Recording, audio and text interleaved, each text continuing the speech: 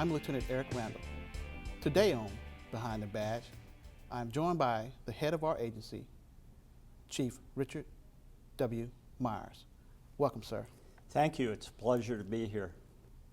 To get us started, I know you've had a long and successful career in law enforcement. Would you tell us a bit about your career and how you came to the chief's job here in Newport News? I began as a police officer in my home state of Michigan way back in 1977. And I've had the opportunity to work in departments all size. Rural departments, suburban communities, and very urbanized areas. I began my career as a chief in 1984, and I've served as a chief in Michigan, in the Chicago suburbs, Wisconsin, and Colorado, and then recently for 1 year, a little under a year, as an interim chief in Florida. When the position opened up here in Newport News, I've long been familiar with the community and the police department here. First of all, Newport News is one of the oldest accredited police departments in the United States, and it's one of only 9 communities that has what's called the triarch, where the police department, the communications center, and the police training academy are all accredited. So that appealed to me a great deal. And secondly, Newport News really was one of the pioneers in the community policing philosophy, and I've followed it over the years from that background. So when the position opened up, I knew the former chief had retired. I began doing my homework because what I've learned over the years is it's all about the fit. Is the position, the department, and the community a good fit for you? And is your leadership style and philosophy a good fit for what the department needs? The more I researched it, the more I felt like it would be a good fit for me. And the only way for the community to know if you're a good fit for it is to jump into the process. So I did, and it was a rigorous process. And I'm grateful to say that the city manager made me an offer to come work with him as your chief. Thank you. You're the 21st Chief of Police of this agency, and our rank and file has many questions about your vision of policing. We have polled random members of this agency, and with your permission, I would like to ask a number of questions of interest from our sworn and civilian members.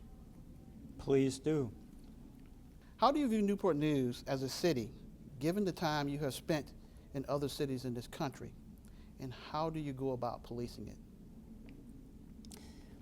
There are certain things that are universal, it seems to me, across the country when it comes to policing. All police departments can and should hire the absolute best people, equip them appropriately, constantly train them to get better and better, and clarify what the mission is, and really focus on connecting with the community, strengthen those ties to have the officers work consistently on what's most important in the community. So those are universals. What's unique about each community and what makes Newport News unique are such factors as we have a pretty high military concentration here. We have a very unique geography with the unique shape of the city and some of the transportation challenges that poses. We have unique employment here. The shipyard is such a prominent presence and employer in the area. And of course, we have a very diverse community as well, which requires the department to be equally as diverse in its approach in dealing with community problems. So I enjoy and appreciate all those factors that make Newport News unique, and I think the way to approach it is to grow and strengthen those universal things I talked about and then apply them in a unique way that reflects the community. At my swearing-in ceremony a few months ago, I articulated 4 key themes for my vision for the department. And I will keep talking about those pretty consistently. The first theme is ownership and partnership. Ownership in this context, I mean about our officers who are assigned a geographic part of the city to really be accountable and take responsibility for everything that goes on within that geographic area. To really get to learn and know who lives there, who works there, who belongs there, who the good guys are, who the bad guys are, and to truly take ownership of that, of the neighborhoods. As the people who live and occupy that space get to know their officers, and we work on and develop that strong sense of trust and mutual ownership, then we can work on forging true partnerships. And by that, I mean the officers and the citizens working together, united to address community problems. So that's my first theme. The second theme is one that we don't talk about enough in policing, and that's humanity. One of the many, many hats police officers wear is that of humanitarian. I often tell when I'm speaking with the public, the audience, that believe it or not, people don't call 911 when they're having a good day. We see people at their worst and when they're in crisis. And that requires police officers to bring a level of compassion and humanity to all those interactions. And it doesn't really matter if we're dealing with a victim, a witness, or even an offender. We really have to approach that in a way that maintains the dignity of every human being we come in contact with. And so I certainly want us as an organization to emphasize and focus on the humanity that each officer can bring to the job. The third key theme is quality of life. I believe that we as the police are in the quality of life business. And sometimes we get kind of wrapped so much up into addressing major crimes, focusing on homicides and sexual assaults and burglaries and robberies, that we overlook some of the minor quality of life things that really impact everyone in the community. Thankfully, a majority of folks in this city or any city are not going to be impacted directly by a homicide or even a home burglary. And it's good. We should always strive to minimize those. But everybody in the community gets impacted by quality of life. What's going on in their neighborhood? What are those things that impact their ability to live in peace in their own home? And so I want us as a police department, drawing back on the ownership and partnership theme, to work with our community to address quality of life issues. The final theme is leadership. And I think I'm from the school that believes every employee within a police department is a leader. That is not reserved for me as the police chief or you as a lieutenant, or just because somebody has rank doesn't mean they're the only leaders. I often will refer to a major incident like the Aurora, Colorado theater shooting, where 50-some people were hit by gunfire, terrible mayhem going on.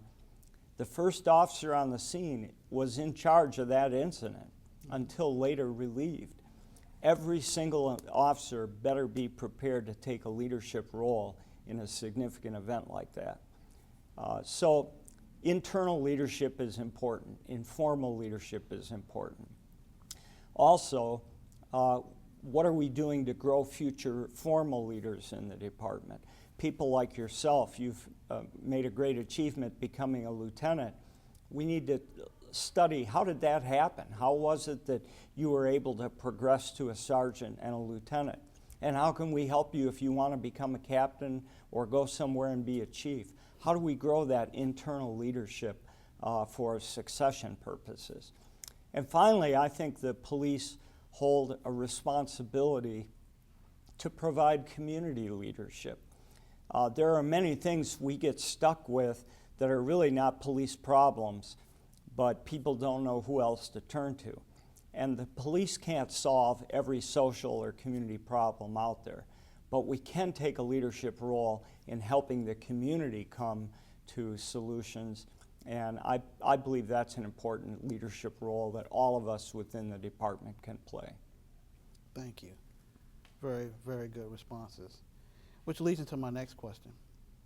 You've mentioned community policing and its value. How will you implement community policing here, and what models of community policing will you employ?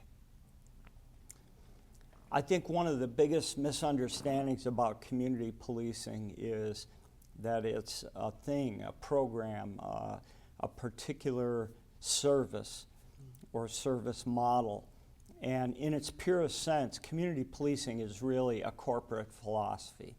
It's supposed to be how every employee in the organization views what we exist for and how we go about doing our mission. I subscribe to or really appreciate the definition of community policing that was developed a few years ago by the U.S. Department of Justice's Office of Community Policing, the COPS office. And they say there's three key ingredients. The first is officers working in partnership with the community. And I certainly talked about that with my ownership and partnership conversation. The second piece is a strong focus on problem solving. So the police and the community, while in partnership, intensely focus on what are community problems and how do you develop long-term sustainable solutions. Interesting third key ingredient, according to the COPS office, is organizational transformation.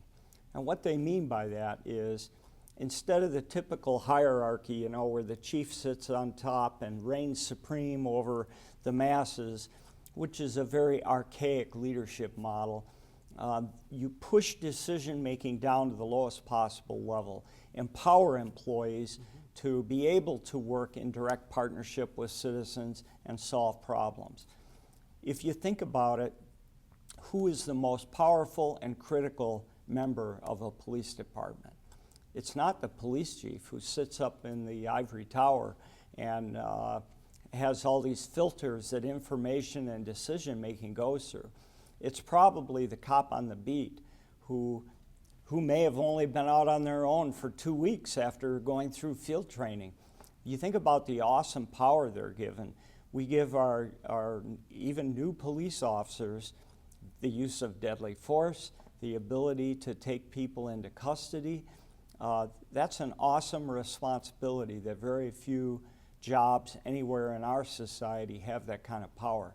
So if we're going to trust people to give them that kind of power and authority, I think we can trust them to make decisions about solving problems in neighborhoods, and which really then shifts our job as leaders into carving out what the boundaries are that's acceptable to work within, and then providing support for our employees to do their job. So I would describe that as the model of community policing. Today there are many, I call them flavor of the day descriptions that come out, intelligence-led policing and data-driven policing and predictive policing, community policing, problem-oriented policing. I look forward to the day when we just talk about it all as policing. Thank you. After 3 months on the job, how do you see the morale of the men and women in the department? Are there issues there that need to be addressed? I'll put a little spin on an old Mark Twain phrase, and morale in police departments is kind of like talking about the weather. Nobody likes it, but nobody's willing to do anything about it. It's really a challenging term to get your hands around because there is no perfect organization. My early assessment here is I have found the men and women of the department to be extraordinarily welcoming to me as an outsider coming in. They have made me feel welcomed. They have embraced any ideas or philosophies so far that I've been able to talk about with the employees. And probably more important, they've been free in sharing ideas and feedback on what kind of organization we can be and how we can improve serving out in the community. So all those things to me sure feel like a pretty positive morale, where people feel empowered enough to tell their new boss, here's what I think is important and we need to be working on. You know, I think if we're going to develop and sustain what I call a world-class police department, we need to have employees who feel like they're supported, who feel good about themselves and the organization, who understand the serious business that we're in and take the job seriously, but are still able to have a little bit of fun at work and recognize that our strength comes from our people. It's great to have the best equipment in the world. It's great that we look good, we look sharp, we fulfill community expectations, and it's great that we offer wonderful training. But in the final analysis, it comes down to the individual members of the department and what they bring to work with them each and every day that is our ultimate strength. And so I'll be continuing to listen carefully on what are those issues internally that we can do to maximize morale. It's interesting, in police departments, even though most of the work is spent outside in the community in a very challenging environment, very dynamic, every day is different. What really impacts morale negatively is what goes on inside the department, within the four walls. And you know, I don't think enough chiefs and even command staff members recognize how important that direct interaction and leadership that they have with the men and women who work with them impacts on their morale. So we'll keep talking about that. Thank you, sir. We're currently a data-driven, intelligence-based department, and there are those who argue that we're successful crime fighters. As we incorporate community policing, do you see more or less dependence on technology? And will we have to expand our numbers to embrace both? You know, I think it didn't take me long when I arrived here to learn just how progressive Newport News Police Department is when it comes to their analytical capability. We have as high a capacity for data analysis as I've seen in a police department, and that includes some of the major cities that would be surprised at what the capacity is here in Newport News. Definitely don't want to see us drift away or retreat from being data-driven. I think that that is how you make the best decisions, based on what the data tells you versus relying on emotions or anecdotal evidence that often is not complete. I don't think, however, that the strong emphasis on data has to be inconsistent or incompatible with the community policing philosophy that we've talked about. The data and intelligence help direct us precisely to where problems are. And that's when we then kick in the relationship-based part of developing strategies in partnership with our residents. So you work both halves and put them together, and I think you have an incredibly effective police department. So moving forward, if anything, we're not going to shrink technology, we'll expand technology. We're in the new economy, the post-recession economy. I don't ever see the day coming when our numbers will grow significantly. So we have to continue to work smarter. And the way we do that is to use technology to get as much quality, useful, actionable information as we can get, put it in the hands of those men and women at the line level where we're trying to push decision making down and problem solving to their level, bathe them in useful information, and provide them whatever tools we can. That's the direction I see us going. Chief, our officers are getting younger and younger, and our older officers are leaving for various reasons. How will you maintain our depth and level of experience of skilled officers? I myself believe in and consider myself a lifelong learner, and I think we should promote lifelong learning within our department. One of the things that is I've heard described of the people entering the workforce today is over the life of their professional career, they may change jobs a minimum of a half dozen times. My goal is to find a way for people that we hire as entry level to be able to do that without ever having to leave our agency. So they could combine the advantages of having a diverse career path, but have the security of a long-term employment with one employer. And part of how I think we can grow internally the talent pool, hiring folks that do not have police experience, is through focused mentoring. You know, I think we're good, like most police departments, with a rather rigid or formatted training program. You get hired, you go to academy, you get out into field training, you have to pass all the various steps, and then you're out on your own. The missing piece for me is the mentoring piece, matching up newer employees with a veteran employee who can help coach them on how to be a good organizational citizen, how to understand the unique psychological, emotional, and family challenges that come from a career in policing, being a 24/7 kind of operation.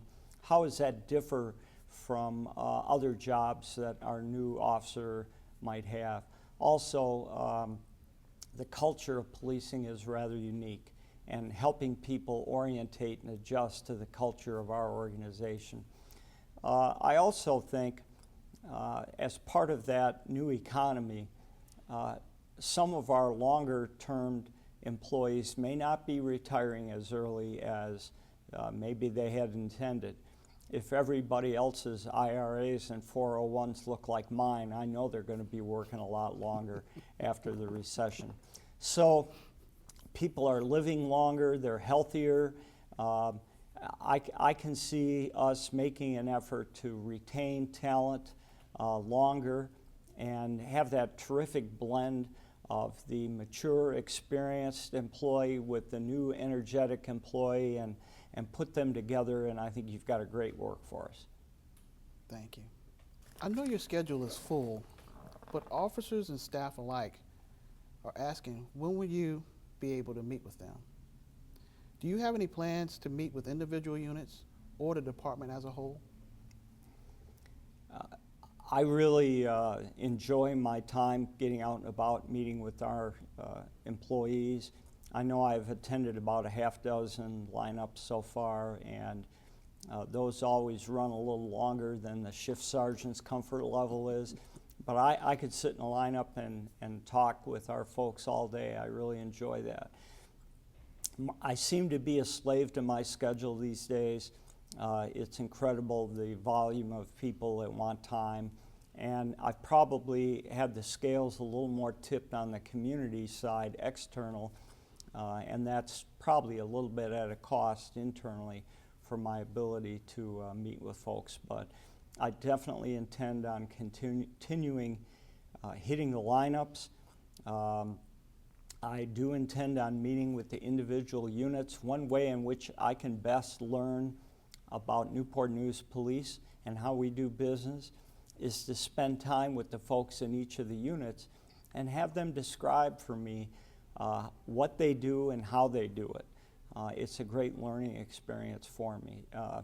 You know, I hadn't thought about department-wide meetings. It's kind of hard to get that many people in a room together, and communication tends to be a challenge, but maybe some open meetings advertised, meet the chief kind of things, open office hour kind of things for our employees. I like the idea. We'll have to look at that.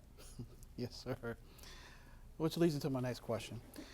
As meeting with such a large number of employees is challenging, is there anything you would like to say to them from this platform?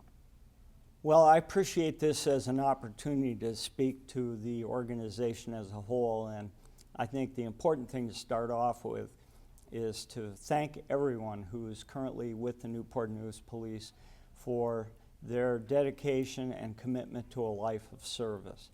We really are in the service business, and it takes a deep personal commitment for people to not just join an organization like Newport News Police, but to carry out the challenging mission each and every day.